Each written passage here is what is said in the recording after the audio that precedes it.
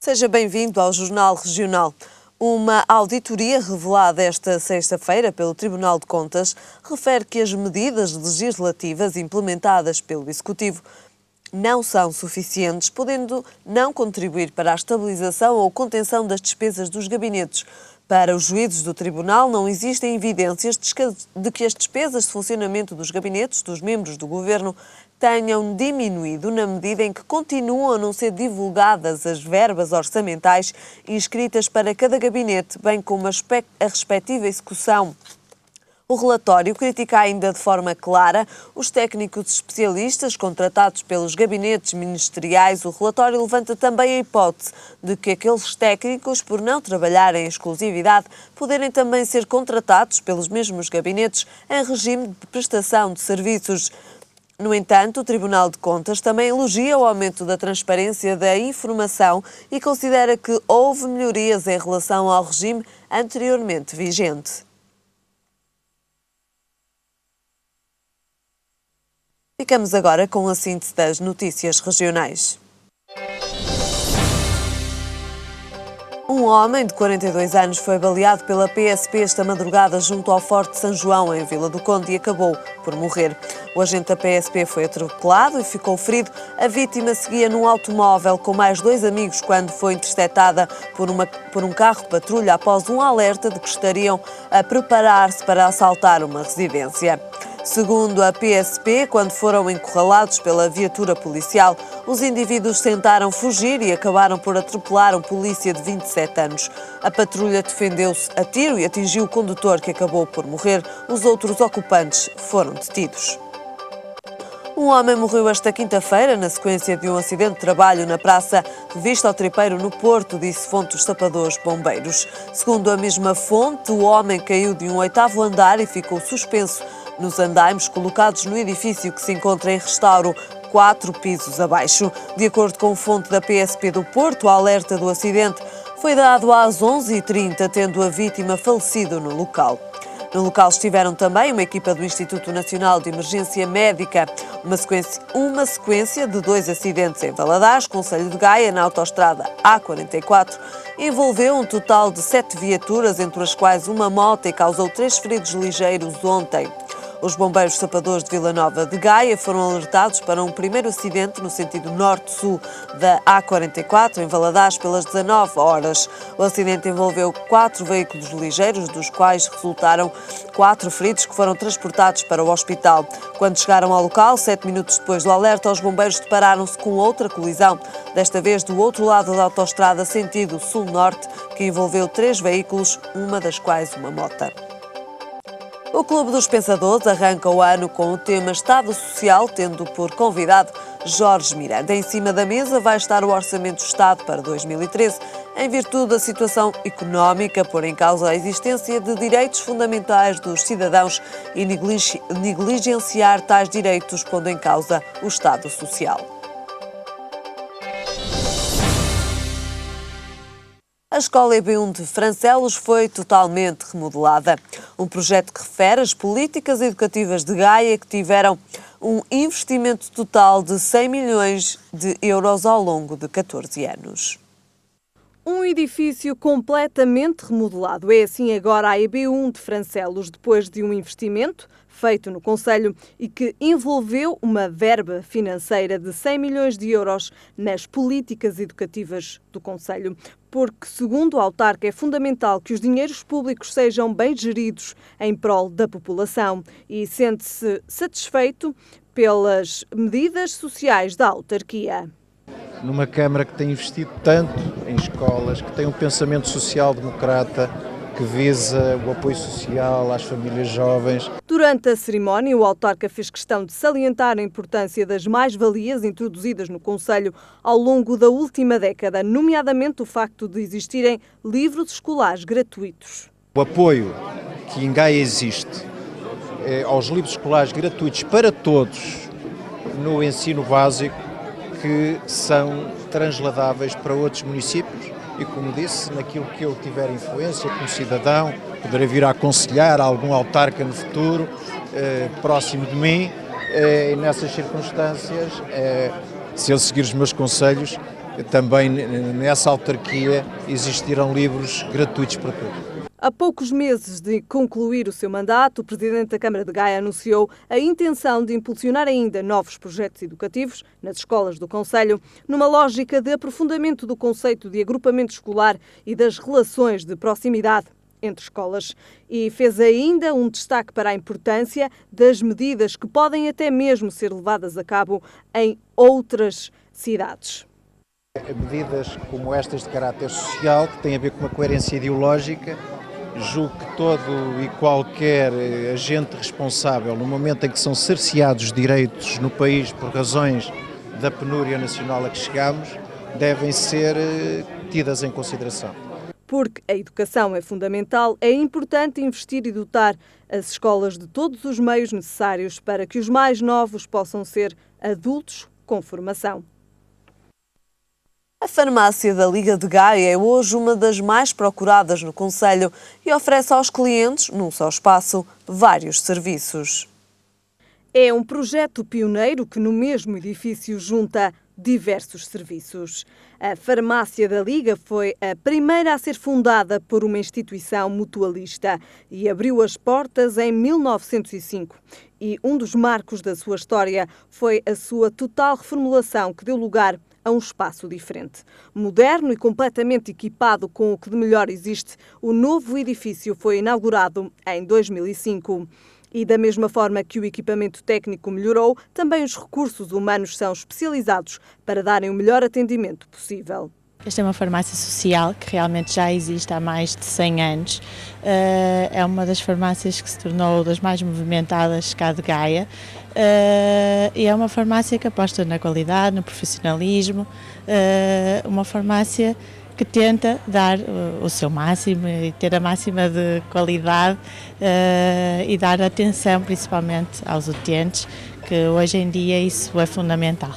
A farmácia disponibiliza ainda o serviço de PharmaDrive para uma maior comodidade dos clientes. Onde a pessoa pode realmente vir à farmácia, ser atendido normalmente também precisamente por um profissional de saúde, mas sem sair no carro. Portanto, isto acaba por ser uma vantagem para as pessoas que têm dificuldades em se movimentar, para quem tem crianças, para toda a gente, ou mesmo por ser mais cómodo, não é? Que às vezes também acontece, por ser mais rápido, as pessoas realmente assim não têm que parar o carro, são atendidas no PharmaDrive, exatamente como se estivessem na parte da loja. O edifício tem também uma clínica que privilegia a inovação, porque é importante seguir atentamente a saúde. Contudo, na clínica apenas são realizados diagnósticos, uma vez que ainda não é possível fazer intervenções cirúrgicas. Montamos a nível ambulatório de consulta todas as especialidades. Nós temos praticamente todas as especialidades médicas e cirúrgicas a título de consulta e disponíveis para as pessoas a tempo útil, a custos controlados, porque somos uma associação mutualista e temos essa preocupação também de ter esse tipo de custos. Este ano foi também inaugurada a Clínica Estética, situada no 3º andar do edifício da Farmácia da Liga. Um espaço que transmite tranquilidade e relaxamento e que permite aos clientes usufruírem de um conjunto vasto de serviços, desde tratamentos de spa até tratamentos estéticos. É o terceiro elo de ligação que une um bocadinho aqui todos os serviços da Liga. Temos a farmácia, a clínica médica e agora por fim achamos que seria bom incluir uma área de bem-estar, saúde e bem-estar, daí o nosso nome também ser Clínica de Estética e não spa única e exclusivamente, embora nós nos definamos também muito como spa urbano, portanto inserimos-nos no meio da cidade, mas ao mesmo tempo podemos proporcionar aos nossos clientes serviços de spa e de relaxamento. A Liga tem para o futuro alguns projetos que pretendem ser um complemento dos serviços que já têm ao dispor dos clientes. Aproveitarmos um terreno que nós temos aqui anexo às nossas instalações para desenvolvermos na área da saúde, possivelmente, um hospital de retaguarda, naquilo que hoje é mais premente, que são os cuidados continuados, até os cuidados paliativos. Enfim, é um investimento muito grande, estamos a analisá-lo e a ponderá-lo, estamos a estudar da sua viabilidade e com certeza que vamos criar as condições para que possamos no futuro não muito longe vir a realizar esse projeto. É um projeto arrojado, é um projeto inovador, mas vamos com certeza, com coragem e com força, conseguir realizá-lo. A A Liga pretende desta forma continuar a servir os seus clientes da melhor forma e pretende também afirmar a sua importância como instrumento de solidariedade social. Estamos num país onde o número de pessoas que procura ajuda para simplesmente comer aumentou entre 20% a 30% nos últimos anos. Os centros sociais e a caridade, quem dá o que pode, são o refúgio de muitas pessoas. Portugal tinha em 2009 cerca de 2 milhões de portugueses no limiar da pobreza e 2,7 milhões dependiam das transferências sociais para suportar os encargos. Atualmente a realidade piorou e muitos são os que dependem da caridade alheia para matar a fome que atinge todas as classes e à qual o Centro Cultural e Social de Santo Adrião, em Braga, se encontra atento e disposto a ajudar.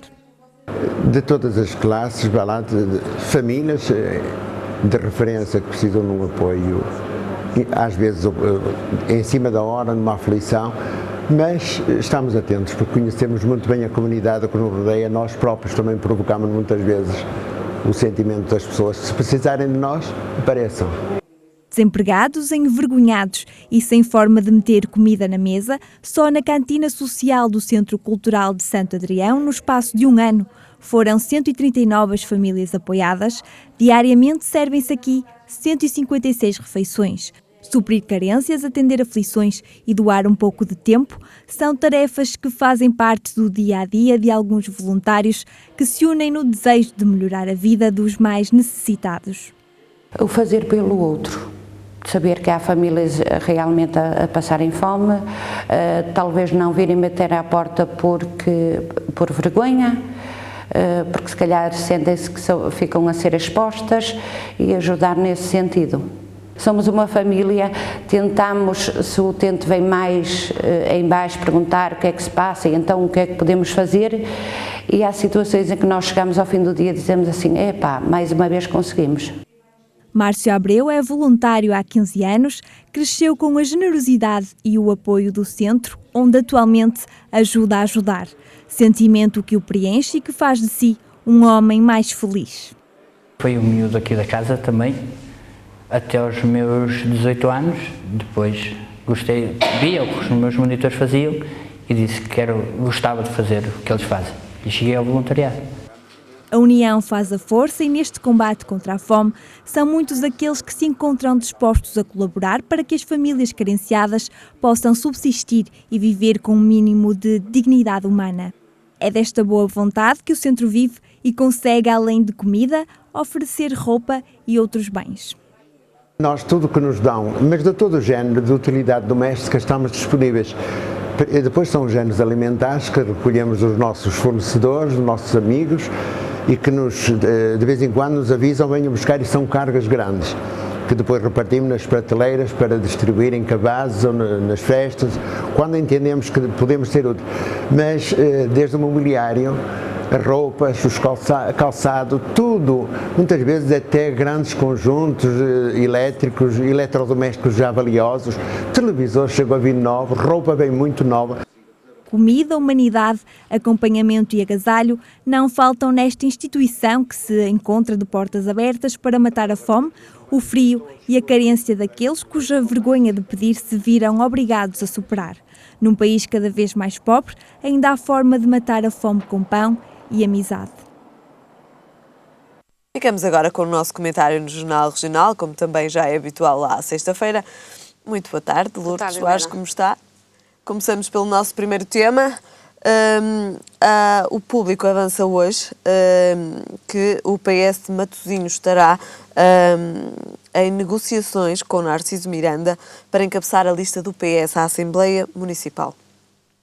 Uma notícia avançada pelo Público hoje. É uma notícia surpreendente, tendo em conta os acontecimentos que todos conhecemos e todo o desenrolar da situação em Matosinhos. Desde logo a situação da Lota, não é? Em 2004, que levou à expulsão de Narciso Miranda do partido, e depois, em 2009, a candidatura independente de Narciso Miranda contra Guilherme Pinto, atual Presidente da Câmara. Portanto, é surpreendente que agora surjam essas notícias de que Narciso Miranda estará prestes ou estará em negociações para encabeçar a lista à Assembleia Municipal. Parece que em Matosinhos está-se a tornar uma telenovela todo este processo de nomeação das pessoas para encabeçar as listas do PS. Temos mais um capítulo agora, então, com estas conversações em que Narciso Miranda pode vir a ser o cabeça de lista para a Assembleia Municipal. Como é que acha que os matosinhenses vão interpretar esta situação? Esta situação afigura-se que o PS está refém do seu próprio passado, portanto estará carente de novos protagonistas e tem necessidade de ir sempre recuperar protagonistas caídos. Por outro lado, os matosinhenses, provavelmente, como os portugueses em geral, começam a desacreditar dos políticos, porque haverá alguma falta de coerência em todo este comportamento. E um partido que expulsa um militante e muda de direção e vai recuperar esse militante é um partido que não honra a sua história, portanto é um partido à deriva. Portanto, o próprio PS, em termos nacionais, fica um pouco em causa se essa decisão avançar, porque Narciso Miranda neste momento tem uma ação contra o próprio partido que ainda decorre no Tribunal Constitucional para anular a expulsão de que foi objeto. Portanto, não se consegue perceber como é que um partido vai buscar um militante destes para encabeçar uma lista, um órgão tão importante como é uma Assembleia Municipal, não é? Vamos só voltar um pouco atrás e relembrar aquilo que foram os factos, aquilo que foi realmente aquilo que verdadeiramente aconteceu na Lota de Matosinhos e que depois teve as repercussões, se calhar até mesmo aos dias de hoje, uma vez que Narciso Miranda também tem uma providência cautelar para voltar ao PS do partido do qual foi expulso. Pois, eu acho que todos estes acontecimentos recentes vêm a relembrar essa triste história que acabou, como estarão recordados, com a morte do professor Sousa Franco, e que conduziu a uma ruptura do PS com Narciso Miranda. Portanto, Narciso Miranda, que era considerado um senhor de Matosinhos, não é? Na altura tinha-se epíteto, foi afastado das listas e foi escolhido Guilherme Pinto para cortar com essa história da Lota, que no fundo representava um lado que não pode existir em política, não é? Que não pode existir em política. E, portanto, ao retomarem o nome de Narciso Miranda como um forte candidato a encabeçar a lista à Assembleia Municipal da lista de António Parada, há aqui uma série de factos que são muito complicados para o PS gerir. Portanto, eu penso que o PS, no fundo, está a tentar resolver um problema de frações internas que está a sofrer. Neste momento tem 3 dentro da sua área de origem, não é? O atual Presidente da Câmara, Guilherme Pinto, que nesta altura parece que está morto e enterrado, quer dizer, que também é grave, não é? Visto que o Partido Socialista optou pelo nome de António Parada para ser o candidato do PS. Sem percebermos porquê, porque o PS não veio dizer que não acredita no projeto de Guilherme Pinto, o que é que esteve mal no projeto que foi encabeçado por Guilherme Pinto. Portanto, isso também os matosinhenses não vão perceber. Portanto, não há aqui uma distinção de projetos, há aqui um problema de pessoas e de personalidades, e todas elas relacionadas com esse incidente da Lota. Portanto, eu acho que o problema está-se a avolumar, em vez de estar a resolver dentro das candidaturas do PS, está-se a avolumar com essas notícias que têm vindo a público. Por outro lado, parece também, da forma como a notícia surge, que terá sido um militante muito conhecido do Porto, o Orlando Gaspar, uma pessoa que já foi Presidente da Conselhia do Porto, que vai, no fundo, fazer esse pedido à distrital do PS para integrar Narciso Miranda na lista enquanto cabeça de lista. Quer dizer, já é a Federação Distrital do Porto a querer também interferir no processo das candidaturas em Matosinhos. Tudo isso acho que vai levar ainda um maior afastamento dos cidadãos do projeto do Partido Socialista, que ninguém percebe qual é, porque o Guilherme Pinto foi Presidente da Câmara e, quer dizer, iria agora para o seu 3º mandato, portanto é uma coisa nunca vista, ser afastado sem haver nada que justifique. Por outro lado, o Presidente que eles escolhem, António Parada, há 4 anos atrás teve uma candidatura contra a sua própria candidatura, uma candidatura à Junta, ele foi candidato à Junta, e havia uma candidatura corporizada pela associação que apoia Narciso Miranda contra António Parada. Portanto, e agora, passado 4 anos, todos esses factos são anulados e Narciso Miranda é recuperado. Quer dizer, não há mais ninguém, não é? Começa-se a perguntar se os protagonistas têm que ser sempre estes. É uma lógica de partido único, não é? Em que os protagonistas são sempre aqueles que o PS entende que consegue ganhar as eleições e, portanto, a política não pode ser só vista como o dia dos resultados eleitorais, tem que ser mais do que isso, não é? Acha que esta escolha e este nome avançado pode ser uma questão de estratégia do PS para não perder a Câmara de Matosinhos? A confirmar-se é nitidamente apenas uma questão de taticismo, de tática, não há aqui nada mais do que isso, não é? Porque tudo leva a crer que todas as razões que existiram para estes protagonismos todos, quer de Guilherme Pinto, quer de António Parada, quer de Narciso Miranda, não estão ultrapassados. Portanto, é uma situação conjuntural.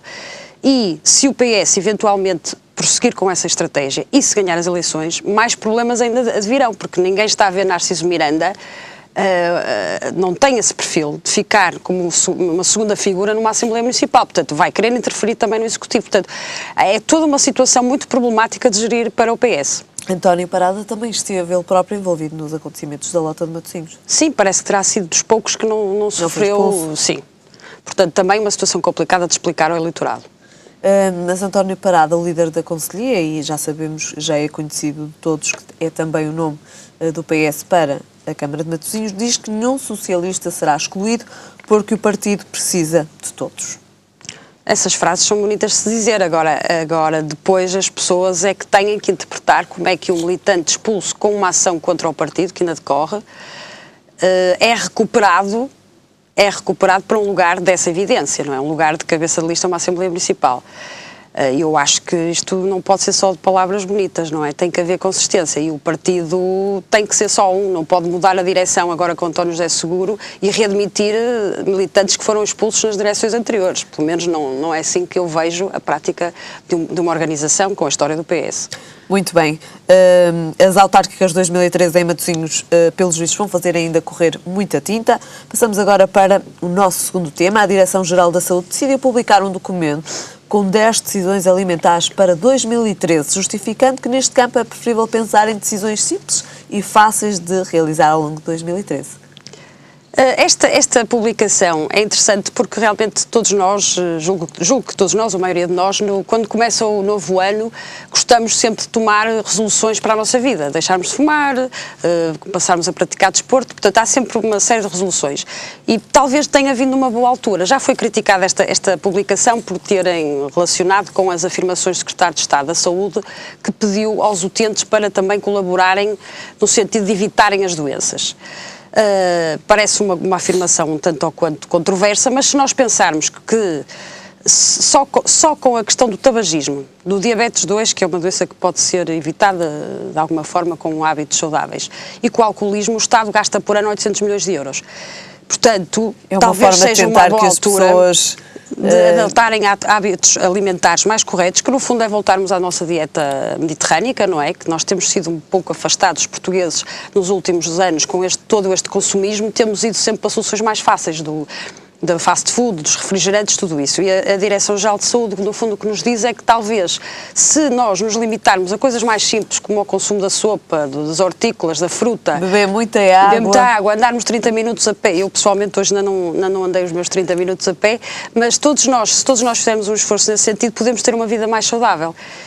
E tendo em conta que, por exemplo, a obesidade é considerada já a epidemia do século XXI, não é? Nos países ocidentais. E uma em cada 3 crianças portuguesas são obesas.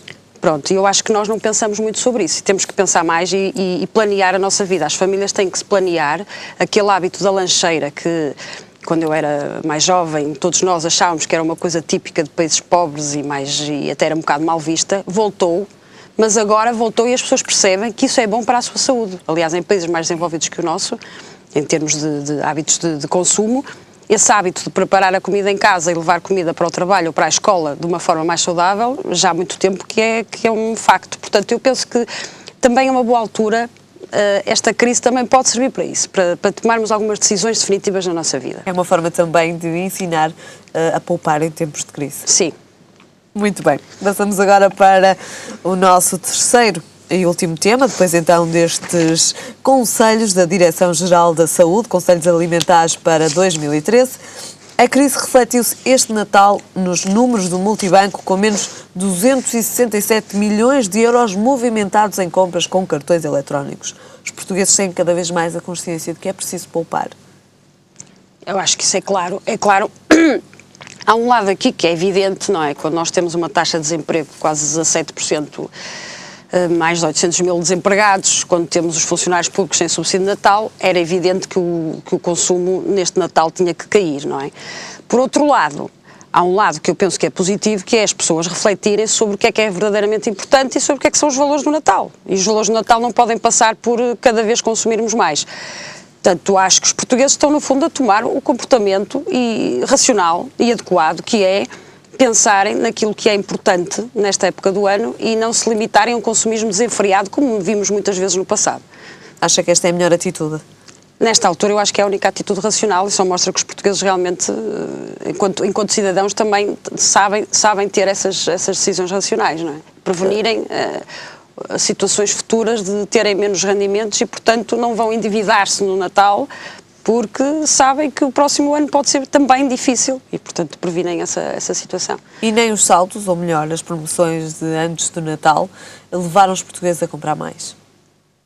Eu penso que a esta altura as pessoas estão bem conscientes de que é necessário refriar o consumo. Esse refriamento já se verificou no Natal. Será que em 2013 também será assim? Os indicadores apontam que estas quebras de consumo de cerca de 6%, quer dizer, não vão ser recuperadas em 2013, não é? E acho que nós temos todos é que pensar que há coisas mais importantes, talvez, do que consumirmos cada vez mais. Apesar de que a procura interna é importante também para o desenvolvimento económico. Agora, não pode ser na base de alavancada no endividamento dos cidadãos, não é? Muito bem. Ficamos então com estes números e terminamos também o nosso comentário de hoje. Obrigado, Lourdes. Até para a semana. Até para a semana. E 2011 foi também caracterizado pela palavra austeridade. Agora é a vez de 2012 ser nomeado pela palavra do ano. A votação foi promovida pela Porto Editora e elegeu a palavra entroicado como aquela que melhor descreve o ano que passou. Entroicado é a palavra escolhida pelos portugueses como a palavra do ano 2012. O ano passado era austeridade a palavra que mais sobressaía no dicionário dos portugueses, que este ano escolheram o bizarro adjetivo entroicado. Ainda não está familiarizado com esta palavra? O significado do adjetivo entroicado é 1. Obrigado a viver sobre as condições impostas pela Troika. 2. Coloquial, que está numa situação difícil, tramado, lixado.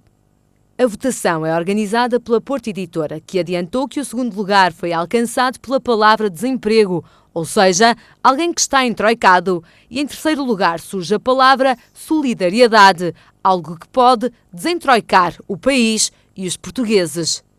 12.500 pessoas participaram nesta votação e elegeram este vocábulo recente da língua portuguesa, que tem na sua gênese a palavra troika, juntando-se à esquerda o prefixo "n" e à direita o sufixo "ado", sendo que esta é uma das formas mais produtivas que a língua portuguesa apresenta na formação de novos vocábulos. A palavra entroicado sucede à austeridade como palavra do ano, tendo em 2010 sido eleita a palavra vuvuzela e em 2009 esmiuçar. Em 2011, em segundo lugar, ficou a palavra esperança, que este ano não entrou sequer nas candidatas à palavra do ano. No comunicado enviado, a Porto Editora acrescenta que, com base nestes resultados, poder-se-á dizer que entroicado traduzirá o sentimento geral que se vive no país. Os portugueses sentir-se-ão entroicados, dadas as condições de austeridade impostas pela Troika. Foi a crise socioeconómica que Portugal atravessa e o seu impacto na vida dos portugueses que conduziram ao registro deste neologismo no Dicionário da Língua Portuguesa Online da Porto Editora. Entroicado então a palavra escolhida para caracterizar o ano de 2012. E ficamos agora a saber como estará o tempo para amanhã. E no norte é esperado céu pouco nublado, no centro céu limpo e a sul céu pouco nublado. Quanto a temperaturas, o Porto espera uma máxima de 15 graus e uma mínima de 5. Em Lisboa a máxima será de 14 graus e a mínima de 6. E em Faro a máxima será de 17 graus e a mínima de 12. É tudo por hoje. Já sabe, a informação está de regresso amanhã. Até lá, fique bem.